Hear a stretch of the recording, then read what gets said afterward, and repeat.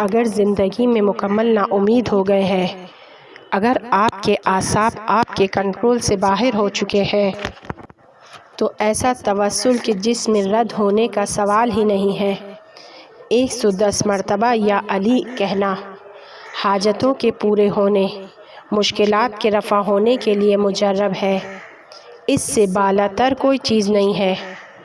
امام علی کے نام کو 110 مرتبہ پکاریں اور خدا کو امیر المؤمنین علیہ السلام کی قسم دیں، اور امام زمانہ علیہ السلام کو بھی ان کے جد بزرگوار کا واسطہ دینا بہت سارے بند دروازوں کو کھول دیتا ہے۔ بہت ساری مصیبتیں ایسی ہیں کہ جس کا کوئی حل ہی نہیں ہے۔ سمجھ میں نہیں آتا انسان کو کہ کیا کرے۔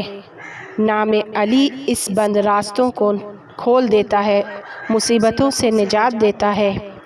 بہت سارے افراد کے جس کے سر پر مشکلات کے پہاڑ ٹوٹ چکے ہیں، ان کے دل دباؤ کا شکار ہیں، ان کے دل قید ہیں، ان کے سینے میں آگ لگی ہوئی ہے، اور جب بات کرنا چاہتے ہیں تو پہلے ایک آہ کھینچتے ہیں، باتوں کے درمیان آہ کھینچتے ہیں، باتوں کے آخر میں آہ کھینچتے ہیں۔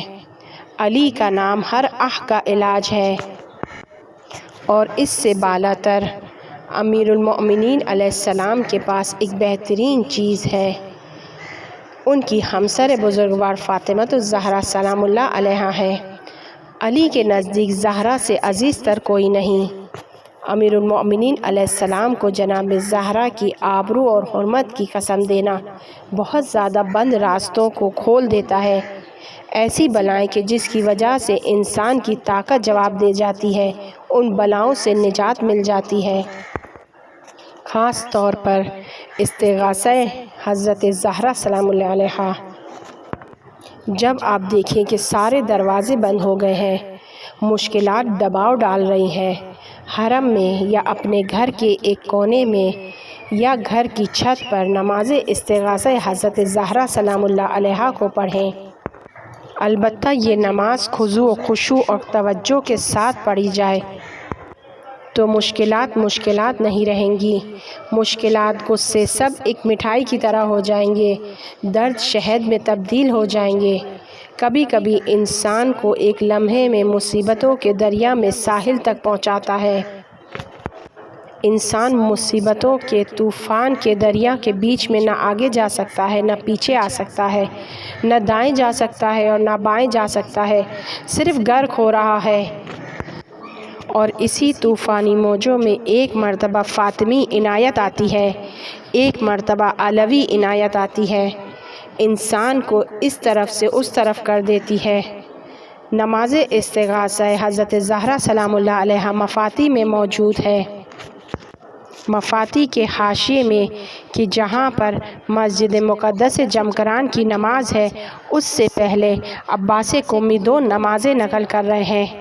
ایک نماز 510 مرتبہ یا مولاتی یا فاطمۃ اغیثنی، اور ایک دوسری نماز ہے کہ جس میں 410 مرتبہ یا فاطمہ کہنا ہے، اور وہ کہتے ہیں کہ یہ 410 مرتبہ والی نماز معتبر ہے 510 والی کی نسبت، اور آسان بھی ہے۔ اس میں 510 مرتبہ یا مولاتی یا فاطمۃ اغیثی کہنا ہے، اور اس میں صرف یا فاطمہ یا فاطمہ یا فاطمہ۔ صبح کی نماز کی طرح نماز پڑھے، 2 رکعت نماز پڑھے، اس کے بعد 3 مرتبہ اللہ اکبر کہے اور ہاتھوں کو کانوں تک لے جائے، اور اس کے بعد تسبیح جناب فاطمۃ الزہرا سلام اللہ علیہا پڑھے۔ اس کے بعد پیشانی سجدے میں رکھے، اور ضروری نہیں ہے کہ سر سجدہ گاہ پر ہو، مور پر ہو۔ خدا کو سجدہ کرنے کی نیت نہیں ہے، بلکہ فاطمۃ الزہرا سلام اللہ علیہا کی تعظیم میں انسان سجدے میں جائے، بالکل اسی طرح جس طرح ملائکہ نے حضرت آدم علیہ السلام کو سجدہ کیا تھا۔ خدا کو سجدہ نہیں کیا تھا، ان کی تعظیم میں وہ جھکے تھے۔